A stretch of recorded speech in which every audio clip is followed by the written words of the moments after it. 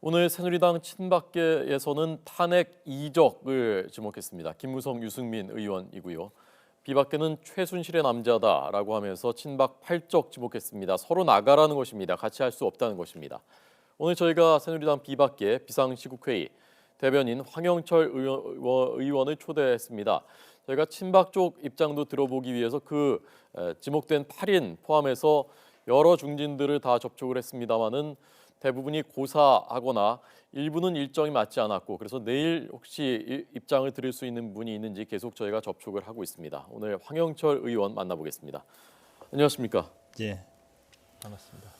자, 우선 그 금요일 날 얘기 잠깐 여쭤보고 가겠습니다. 네. 탄핵안 가결됐을 때. 네. 근데 물론 황 의원님은 찬성한다고 했으니까 가표를 던지신 거죠? 네, 예. 그때 인증샷도 찍으셨습니까? 이게 공개적으로 밝히지 어떨지 모르겠는데, 네. 예, 찍었습니다. 예. 예. 그 핸드폰에는 저장돼 있겠군요. 네, 사진이. 저장돼 있습니다. 혹시 모르니까 찍어 놓으신 거죠? 네, 그렇습니다. 예. 예. 그래서 그때 탄핵안이 가결됐다고 의장이 선언하는 그 순간에 어떤 생각이 드시던가요? 일단 무엇보다도 가장 가슴이 아프죠. 우리가 만든 대통령을 탄핵하자는 안을 국회에서 상정을 했고 그것이 또 통과된다는 것이 물론 우리는 찬성을 했고 또 통과되기 위해서 애를 썼지만 우리가 만든 대통령 탄핵안을 국회에서 가결했다는 건 저희들로서는 상당히 가슴 아프고 또 뭐 고통스러운 시간이었습니다. 예. 네. 그날 밤엔 어떻게 보내셨습니까? 몇 분이 좀 모이셨나요? 아니요, 그날 밤에는 사실은 좀 조용하게 좀 있겠다고 생각해서 네. 오전에 온 뭐 인터뷰 요청이 참 많았었는데 다 안 하겠다고 했었습니다. 좀 물리쳤었는데 가결되고 난 이후에 다시들 이렇게 좀 인터뷰 요청도 많이 오고 그래서 몇 사람 저녁 식사 같이 하면서 좀 소회를 풀자고 그랬었는데 네. 그 못하고 인터뷰 시간으로 많이 할애했습니다. 예. 오늘 그 친박의 이른바 그 언론에서는 친박 8적이라고 이름을 붙였고 네. 발표하실 때는 최순실의 남자들이라는 표현도 쓰셨는데 그걸 직접 네. 발표하셨단 말입니다. 8인을. 네, 그 네. 8인은 언제 정해졌습니까? 오늘 아침에 비상시국회의를 8시부터 열었고요. 네. 거기서 어제 밤에 친박 모임에서 김무성, 유승민 대표를 공개적으로 거론하면서 당을 떠나라, 같이 할 수는 없다, 뭐 이런 식으로 뭐 아주 그 극한 발언을 했죠. 그래서 이 부분에 대해서 저희 논의하다가 우리가 그동안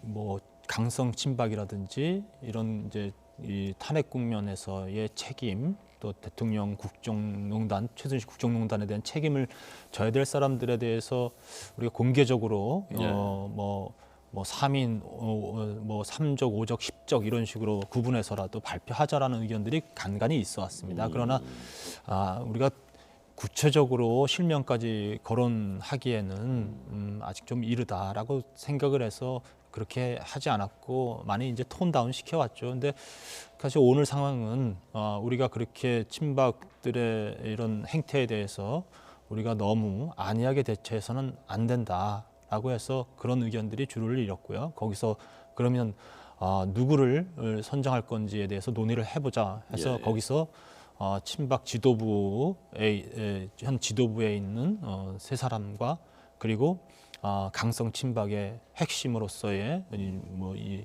핵심으로서의 역할을 하는 분, 그리고 이번 촛불 민심에 입안해서 우리 국민들에게 분노를 일으킨 사람, 이렇게 해서 이분들을 8명을 그러니까 3인, 5인 해서 8명을 그 자리에서 토론을 통해서 결정을 했습니다. 예. 그 전에 그러니까 친박 3적, 뭐 친박 5적, 친박 10적 얘기도 있었군요. 네네. 3적으로 하면은 누구가 해당됩니까? 거기서 또 구분을 하라면 네. 또 그건 너무 또 너무 어려운 질문이신 것 같아요. 예. 예. 이 8명을 뽑는 데에는 별 네. 이견이나 네. 큰 문제가 없었습니까?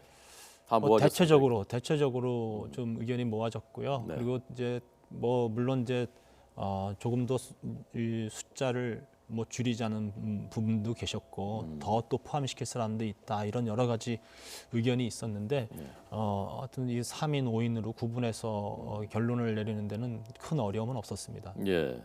그 최순실의 남자들이라고 한 부분은 네. 아마 논란이 있을 수 있을 것 같은데 네. 내가 최순실을 아느냐, 내가 네, 최순실한테 무슨 혜택을 받았느냐라고 할 수 있을 것 같거든요. 그러니까 이게 뭐 최순실의 남자들이란 표현이 뭐 최순실과 직접적으로 관련돼 있는 뭐 이런 수도 있고 그렇지 않을 수도 있는 분들이 계시잖아요. 네네. 근데 문제는 이제 최순실의 국정농단 사태가 일어난 이후에 이에 대해서 국민적 시각에서 이 문제의 진실을 또 파헤치고 또 책임을 묻는 역할을 충실하게 했어야 되는데 그런 역할들을 새누리당 내에서 하는 것을 막은 사람들을 통칭해서 얘기할 수 있는 거라고 보죠. 그래서 저희들이 오늘 이분들을 발표하면서 어떤 의미를 부여할 것이냐 얘기를 했을 때 그러니까 결국은 이런 국정농단의 책임이 있는 사람들 또 박근혜 대통령이 이렇게 여기까지 이런 상황까지 오게끔 한 그런 책임이 있는 사람들 결국은 최순실 국정농단 사태에서 제 역할을 못했기 때문에 이분들은 뭐 결국 최순실의 남자들 역할을 한 사람들 아니냐 뭐 네. 이런 취지라고 봐야 되겠죠. 네. 예. 그 거꾸로 말하면은 그 8명 빼고 나머지 네. 의원들 친박계가 뭐 지금 네. 어제 그 명단이 50명이었다고 하는데 나머지는 다 같이 갈 수 있다고 판단하시는 겁니까?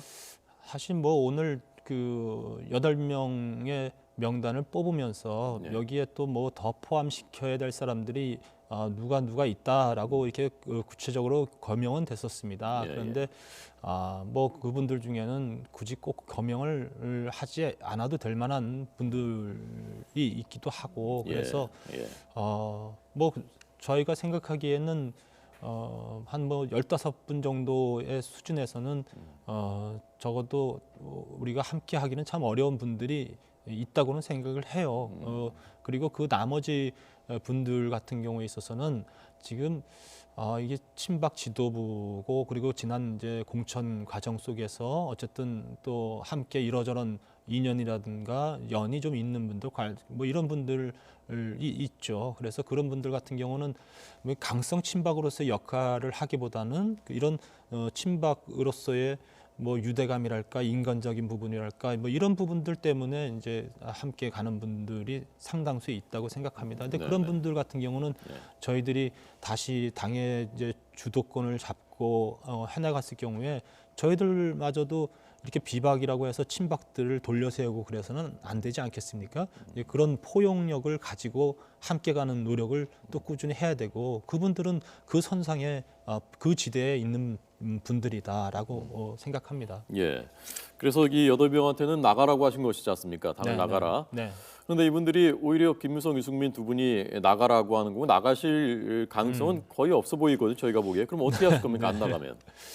일단 지금은 뭐 사실상 이제 압박을 서로 하는 거죠. 네. 예, 그리고 현실적으로 이게 당을 나가라고 했지만 우리가 의원을 출당시키기 위해서는 뭐 의총에서 의원 3분의 2 이상의 동의가 있어야 돼요. 결국 물리적으로 현재 정해진 당원 당규 상으로 봤을 때는 물리적으로 참 이제 어려운 부분들입니다. 3분의 2가 어렵다고 보시는 거예요? 네. 그러니까 서로 뭐 친박도 그렇고 우리도 예. 그렇고 우리 또 동료 의원을 출당시키는 문제에 대해서는 굉장히 좀 보수적으로 생각할 수밖에 없지 않습니까?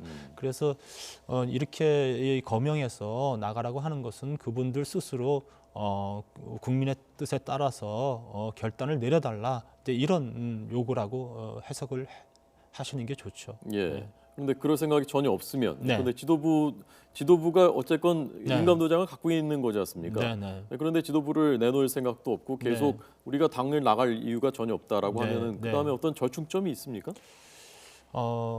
사실은 이제 지금 우리가 최순실 국정농단 사태로 당이 이렇게 어려워지고 그리고 또 대통령의 탄핵 당하고 이런 국면 속에서 서로 이렇게 양보하고 하면서 어떤 합의점을 찾을 수 있는 공간들이 있었다고 봐요. 예. 그것이 3+3 중진 모임도 사실은 그런 취지로 만들었기 때문에 뭔가 좀 우리가 조금씩 서로 좀 입장을 좀 톤다운 시키면서 그래도 함께 공유할 수 있는 부분이 있지 않겠느냐라는 의견들도 거기서 노력을 했었던 것이고요.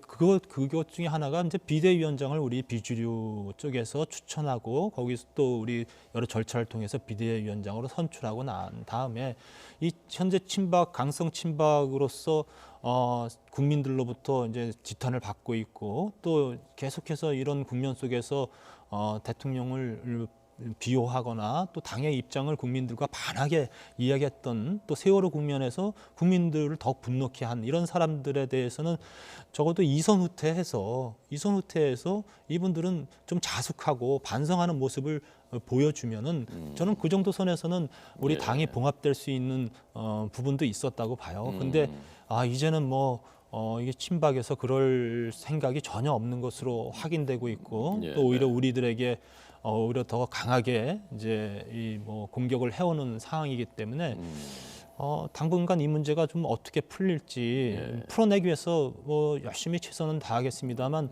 현재 상태에서는 대단히 어려운 지경에 처해 있다 이런 생각이 듭니다. 그러니까 저희가 밖에서 전해 듣기로는 그 친박계 핵심들 입장에서는 당권 내주고 지도부를 내주게 되면은 지금 그 지목된 8명이라든지 아니면 또 몇 명이 어쨌건 출당되게 돼 당을 쫓겨나게 되니까 그러니까 지도부를 내줄 수가 없다라고 버티는 그런 측면이 있는 것 같고 그럼 지금 말씀하신 예컨대 이선 후퇴라든가 그런 것이 앞으로도 정치적인 봉합이나 절충의 어떤 방안이 될 수는 있긴 있습니까?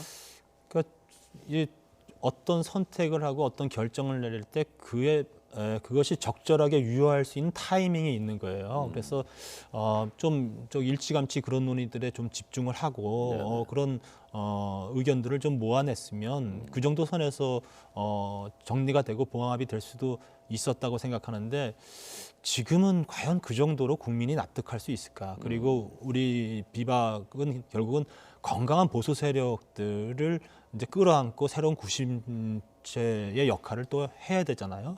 그리고 대선 국면에서 새누리당이 정말 새로워졌다, 달라졌다라는 것을 이제 보여야 될 책무가 저희들에게 있는 겁니다.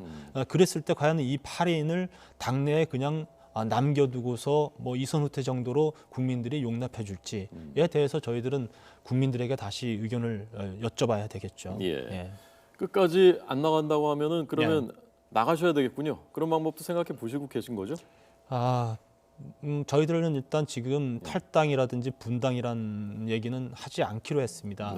저희들 남아있는 단 1%의 우리 가능성이 있다고 한다면 그 1%의 가능성이라도 성공시키기 위해서 정말 최선을 다해보자 이런 마음으로 지금 탈당이라든지 분당 이런 얘기들은 가능하면 안 하기로 했고요. 정말 이런 1%의 가능성마저도 이룰 수 없는 상황이다. 그러면 이제 그때는 결단을 해야 되겠죠. 그렇지만 지금 상황에서는 우리 새누리당이 지금까지 어쨌든 역사적으로 이 보수 정당으로서의 중심적인 역할을 해왔고 앞으로도 그런 역할을 해주길 바라는 국민들과 또 당원들이 있습니다. 그래서 그런 요구에 부응하기 위해서 일단 최선을 다해보자 이런 마음으로 있습니다.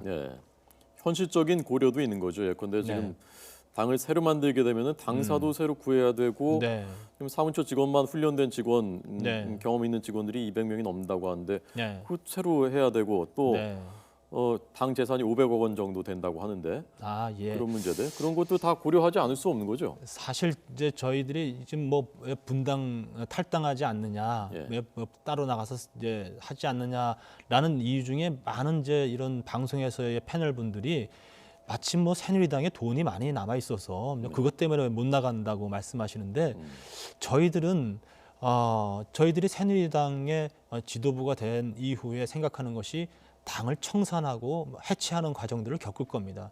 그 가운데 나오는 얘기 중에 하나가 당이 가지고 있는 재산을 다시 반성하는 모습 속에서 국고에 헌납하든지 국민께 되돌려드려야 된다는 생각까지 가지고 있거든요.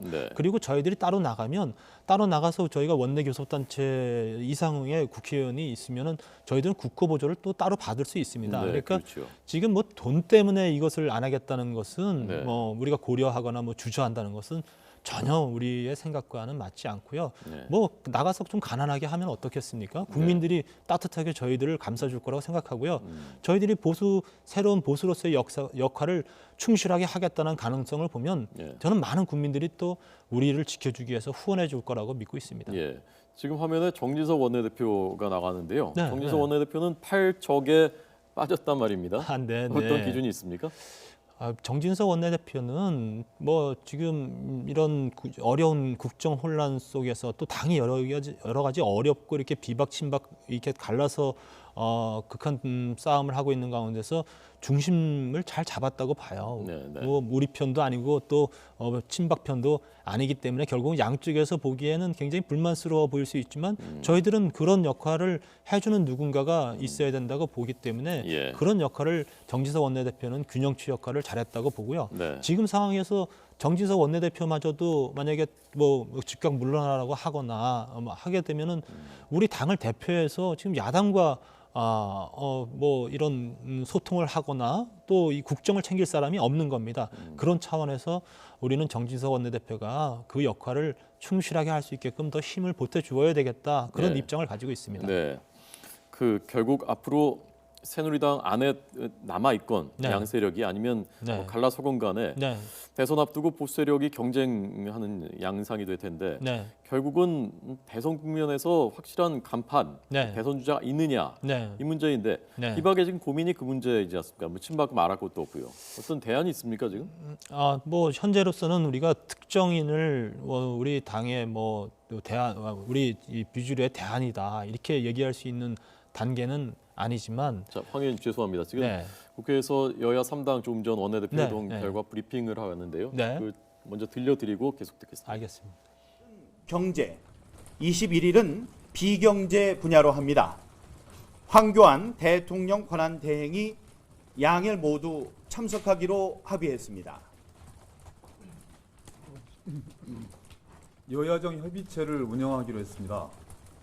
형식과 참석 대상은 각 당의 논의를 거쳐서 추후 결정하기로 했습니다. 실무 협의는 3당 정책위 의장과 부총리들이 하기로 했습니다.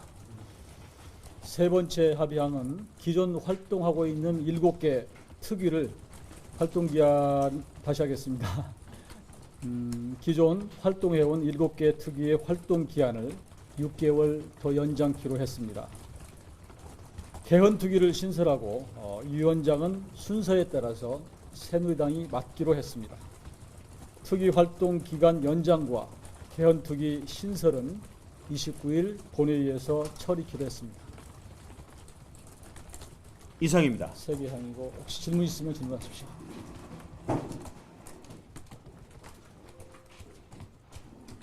혹시 경제통이 관련해서 지금 여야 3당이 논의를 해서 결정을 좀 전달해 줄 거다라는 관측이 있었는데요. 경제부총리 관련해서 논의 없었습니다. 전혀 없었어요. 네. 네, 오늘 없었습니다.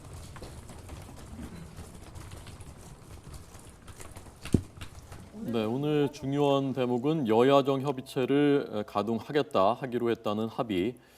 개헌특위 얘기가 나왔는데요. 오늘 야당에서 개헌특위, 국민의당 김동철 비상대책위원장이 개헌특위를 가동해서 개헌 논의 빨리 해야 된다라는 얘기였는데 네. 이제 전국에 또 쟁점이 될 수 있는 부분이지 않습니까? 네. 자, 황 의원님 어떻게 생각하십니까?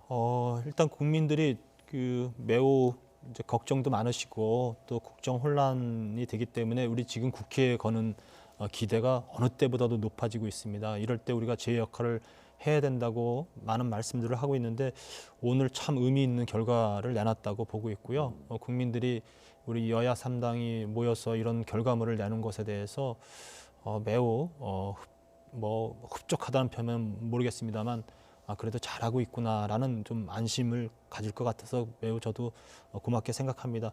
특히 여야정 협의체를 국무총리가 참석하는 형태의 여야정 협의체는 지금 국정이 어떻게 이게 흔들릴까 걱정하는 국민들에게 대단히 기쁜 소식이라고 생각하고요. 이 개헌특위 같은 경우는 이 개헌특위의 구성을 통해서 즉각적으로 개헌 논의가 구체화되거나 그러는 데는 좀 시간이 있을 거라고 생각합니다. 그러나 중요한 것은 개헌의 논의가 이 국회 차원에서 필요하다라는 것을 여야가 공감했다는 측면에서는 매우 의미 있는 진전이라고 보고 있습니다. 대선 전에 개헌이 이루어지는 게 바람직하다고 생각하십니까? 어때요, 황 의원님? 저는 개인적으로는 이번 이제 이 최순실의 국정농단을 보면서 이거는 어떤 대통령이 들어와도 있을 수밖에 없는 아주 그런 상황이 생기겠구나라는 걱정을 하게 됐습니다. 네. 대통령에게 모든 권력이 집중되어 있는 상황에서는 예. 그런 주변에 있는 뭐 친인척 비리라든지 또 이런 비선 실세라든지 또 측근들의 비리는 막을 수 없는 구조가 되지 않았나 봐서 이 구조는 좀 더 바꿔야 되겠다. 대통령에 집중된 권력을 분산시키는 형태의 권력 구조 시스템으로 전환돼야 될 때가 됐다고 보고 있어요. 그래서 그런데 현실적인 네. 가능성은 어떻게 보십니까? 이번 대선 전에 개헌이 될 가능성. 저는 좀 노력하면은 가능성이 있다고 생각합니다. 그렇게 되기를 희망하고는 있습니다. 그러나 만약에 시 공간적인 부족함 때문에 그렇게 못 이루더라도 뭐 차기 대통령 선거는 그대로 치르더라도 적어도 여야 간에 어느 정도 시점, 대통령 선거 이후에라도 어느 정도 시점까지 이 뭐 개헌 논의를 마무리한다라든지 뭐 언제 어느 시점을 잡아놓고 이거를 국민 투표에 붙이는 정도까지는 우리가 결론을 내려보자라는 정도까지는 뭐 어떤 진전된 논의를 만들어낼 수 있지 않을까. 그리고 대선 과정에서 또 각 후보자들이 이 개헌과 관련된 또 국가 권력 구조와 관련된 본인들의 입장이 나올 것 아니겠습니까? 이제 그걸 통해서 국민들이 선택하게 해주면 될 것 같습니다. 예.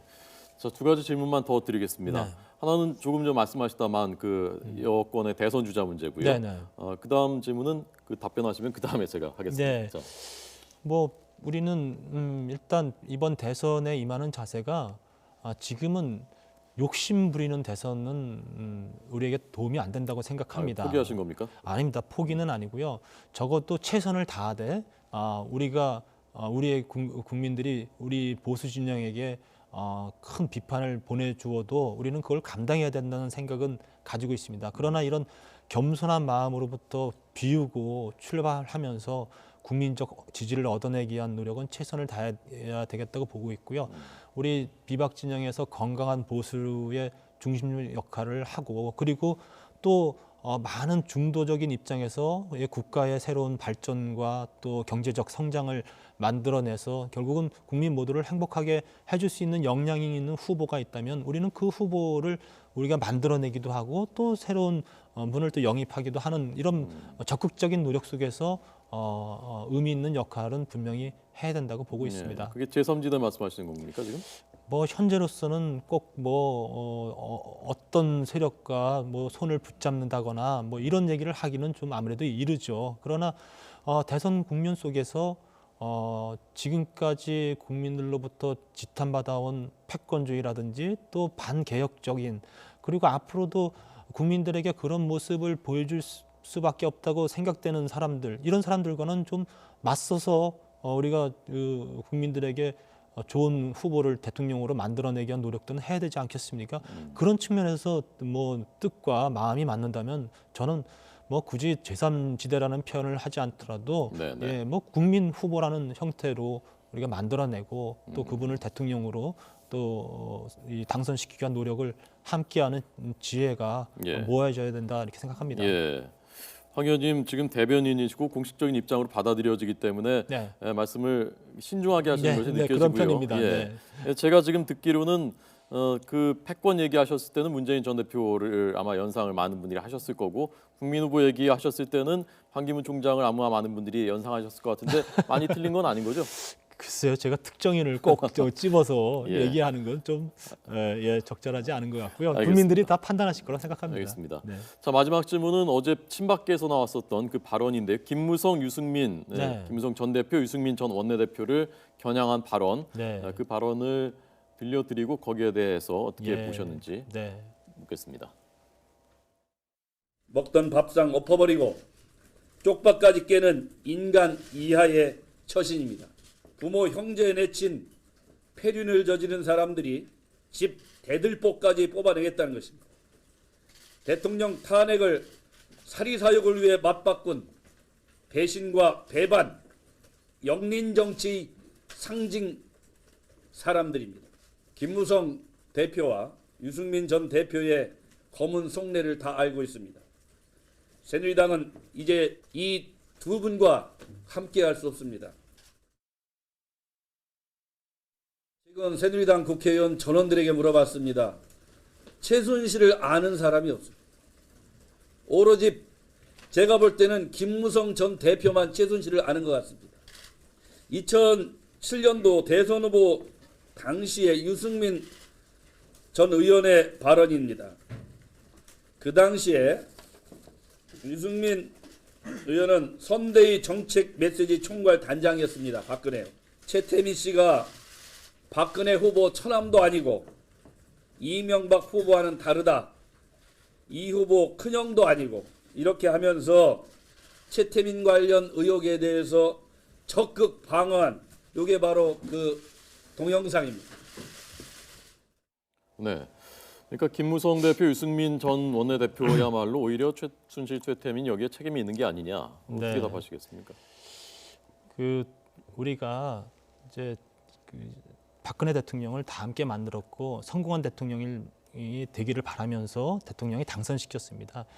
그럼에도 불구하고 대통령이 잘못을 했거든요. 국민들로부터 이제 거부당하고 있기 때문에 저희들은 국민의 뜻을 받들어서 저희들의 입장을 이제 관철시켜 나가기 위해서 노력하고 있는 겁니다. 이장우 의원님 표현대로라면 글쎄요, 지금 민주공화국 헌법과 법률이 있는 민주공화국에 있는 국회의원으로서 표현하기에는 좀 적절치 않죠. 마치 영린 이런 얘기하니까 무슨 왕조 시대 때 얘기하는 것 같은 생각도 들고요. 그래서 많은 국민들이 그리고 새누리당을 지지했고 박근혜 대통령을 지지했던 많은 분들이 이제 박근혜 대통령을 탄핵하고 그리고 퇴진시키라는 요구에 동참하고 있습니다. 그러면 이분들도 다 패륜이고 또 의리 없는 사람입니까? 저희들은 그런 분들이 얼마나 상처받고 그리고 그분들이 새로운 나라를 만들어주기를 우리 새누리당에 기대했던 그런 아픔들을 치유하고 세계를 가기 위해서 노력하고 있는 겁니다. 그래서 그런 측면에서 저희들은 지금 친박 지도부에서 아무리 강경한 발언을 쏟아내도 저희들이 크게 개의치 할 상황은 아니라고 보고요. 오로지 국민만 보고 또 우리에게 지지를 보내주고 우리에게서 희망을 찾고자 하는 국민들이 있기 때문에 이분들만 믿고서 뚜벅뚜벅 걸어 나가야 될 때다 이렇게 생각합니다. 네, 알겠습니다. 오늘 새누리당 비박계 황영철 비상지국회의 대변인에게 들었고요. 친박의 입장 저희가 최대한 요청해서 내일 들어볼 수 있도록 해보겠습니다. 잘 들었습니다. 고맙습니다. 예, 감사합니다.